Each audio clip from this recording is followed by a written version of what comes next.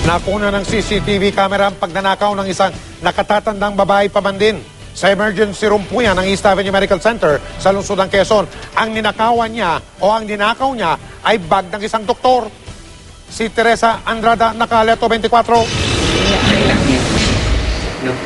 Mag-aalas 11 kagabi na mataan ng matandang babaeng ito na nakasuot ng green t-shirt at maong na naglalakad sa hallway sa X-ray section ng East Avenue Medical Center. Bit-bit nito ang isang asul na bag at isang envelope na gaya ng pinaglalagyan ng resulta ng X-ray. Maya-maya pa, makikitang pumasok ito sa loob ng emergency room ng ospital at dire-diretso sa doctors at nurses section ng ER. Makikita sa video pa ikot-ikot ang suspect sa loob ng ER tsaka tumambay sa doctors at nurses area.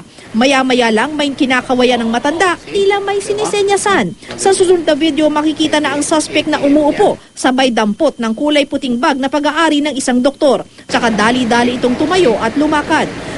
Sa susunod na video makikita ang suspect na muling naglalakad sa hallway ng X-ray section, dala ang ninakaw na bag. Walang kahirap-hirap na nakalabas ito ng ospital na dumaan pa sa lobby na may gwardya. Ayon sa pamunuan ng ospital, hindi ito ang unang beses na nagkaroon ng nakawan sa kanilang ER. Dito sa emergency room, this is where we meet a lot of patients na needing, they are between life and death.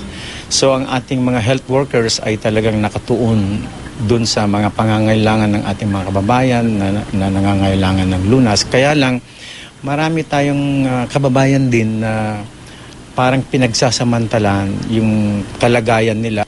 Di naman daw nagkulang sa seguridad ng ospital dahil may umiikot na gwardya sa loob ng emergency room. Kaya naman iba yung pag-iingat na ang kanilang ginagawa. Pinagsabihan namin ang mga staff namin to be careful about their things.